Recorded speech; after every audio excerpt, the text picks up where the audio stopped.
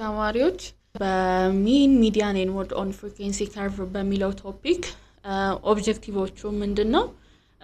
ሚን ሚዲያን ኤንድ ሞድ ኦን ዘ ፍሪኩዌንሲ ከርቭ እንዴት እንደሆነ ማወቅ ከዛ ስኪውድ ዲስትሪቢዩሽን ምን ማለት እንደሆነ ማወቅና ግራፉን ማየት ሳምፕሊንግ ቴክኒኮችን እናያለን ሳምፕል ምን እንደሆነ ራንደም እና ፕሮባቢሊቲ ሳምፕሊንግን እናያለን ነን ራንደም ኦር ነን ፕሮባቢሊቲ ሳምፕሊንግን እናያለን እና ሲስተማቲክ ሳምፕሊንግ እና ክለስተር ሳምፕሊንግን እናያለን ማለት ነው እሺ ወደዚህኛው እንመለስና ለምሳሌ ይሄኛ ፍሪኩዌንሲ ዲስትሪቢዩሽን ወይም ግሩፕ ዴታ ተሰጥቶናል አይደለ ስለዚህ መጽሐፉ ላይ ካልኩሌት ተደርጎ የሚን የሚዲያን እና የሞድ ዋጋ 24.5 ተሰጥቶናል እዚህ ጋር ማለት ነው ጊቨን ነው ስለዚህ በዚህ መሰረት ባር ግራፍ ወይም ፍሪኩዌንሲ ከርቭ እንሰራለን ማለት ነው ስለዚህ እንደምታዩት ነው ግራፉ የሚሆነው ምክንያቱም የሚኑ የሚዲያን እና የሞድ ዋጋ ስንት መጥቷል 24.5 መጥቷል ስለዚህ ከርቭ ወይም ፖይንቷ መሃል ላይ ሆናለች ማለት ነው ይሄን ግራፍ ካየን ወዲያ let's see the skew distribution figure ስለዚህ skewness የሚነግረን ምንድነው የትኛው ሳይድ ኦፍ ግራፍ ሎንገር ነው የትኛው ደግሞ ሾርተር ነው የሚለው ፍሪኩዌንሲ ግራፍ ላይ ማለት ነው ስለዚህ ለምሳሌ ራይት ስኪውድ ከሆነ ራይት ስኪውድ ወይም ፖዚቲቭሊ ስኪውድ ከሆነ ምንድነው የሚሆነው ቴሉ ኦን ዘ ራይት ነው የሚሆነው ወይም ደግሞ ጫፉ ኦን ዘ ራይት ነው የሚሆነው ያነሰው ፓርት ማለት ነው ከዛ ምንድነው የሚሆነው ፖዚቲቭሊ ስኪውድ ግራፍ ላይ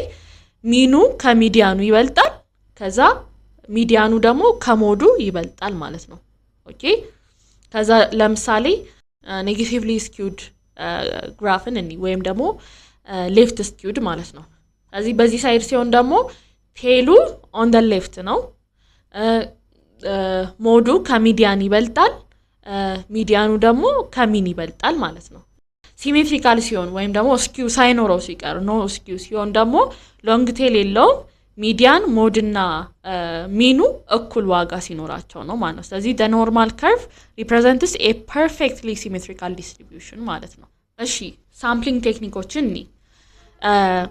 so a sample is a limited number of items taken from a population which is being studied or investigated okay ስለዚህ ሳምፕሊንግ ማለት ብዙ ግሩፖች ከብዙ ሰዎች ካሉበት ትንሽ ስሞል ግሩፕ መውሰድ ነው ከፖፑሌሽን ትንሽ ግሩፕ መውሰድ ነው ማለት ነው ወይም ትንሽ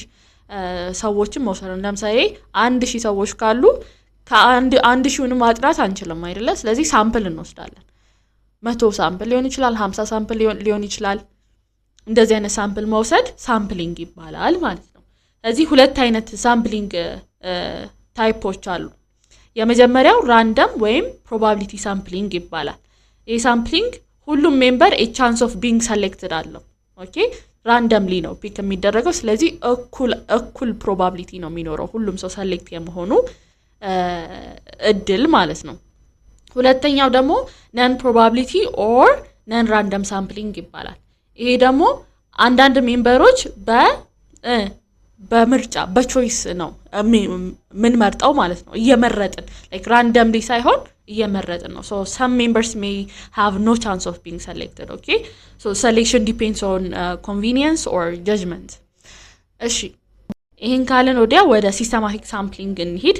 systematic sampling is another random sampling technique used for selecting sample from a population in order to apply this method you take the following steps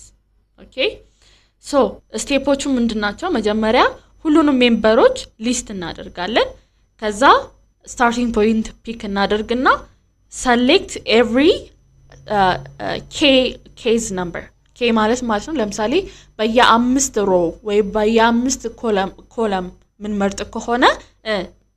every k person ይሆናል ማለት ለምሳሌ እንበልና በክላስ ውስጥ 50 ልጆች ቢኖሩ የመጀመሪያውን ሰው መርጣለሁ ከዛ የመጀመሪያውን ሰው ከመረጥኩ በኋላ 10 ልጆችን አልፍና ሁለተኛውን ሰው መርጣለሁ ከዛ 10 ሰው አልፍና ደግሞ ሶስተኛውን ሰው እመርጣለሁ ማለት ነው እንደዚህ ሲሆን ሲስተማቲክ ሳምፕሊንግ ይባላል ማለት ነው እሺ ሌላኛው ክለስተር ሳምፕሊንግ ነው ክለስተር ሳምፕሊንግ ደግሞ ምንድነው የምናደርገው ፖፑሌሽኑን በክለስተር ወይም በግሩፕ ዲቫይድ ስናደርጋቸው ነው ቤዝድ ኦን ሎኬሽን ሊሆን ይችላል ወይም የሆነ ካታጎሪ ሊኖራቸው ይችላል ስለዚህ ክለስተር እናደርጋቸዋለን ግሩፕ እንሰጣቸዋለን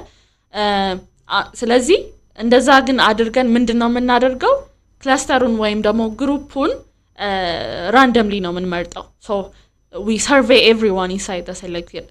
cluster ማለት ነው በግሩፕ ውስጥ ያለውን ሰው በሙሉ ሰርቬይ እንሰራለን ለምሳሌ እንበልና አንድ ከተማ ውስጥ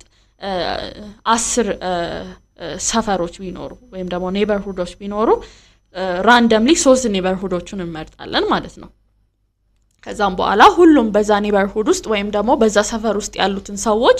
ሰርቬይ ውስጥ እናካትታለን ማለት ነው so in general cluster sampling divides the population into subgroups but each subgroup has similar characteristics to the whole sample now instead of sampling individuals from each subgroup you randomly select entire subgroups ማለት ነው እንዳልኳችሁ ሰብግሩፖቹ በራንደምሊ ነው የሚመረጡት ግን ግሩፖች ውስጥ ወይም ሰብግሩፖች ውስጥ ያሉ ሰዎች ወይም ደግሞ any entity that has been selected for the purpose of survey ይካተታሉ እንትን ውስጥ ጥናት ውስጥ ማለት ነው ስለዚህ ይሄ ነው ክለስተር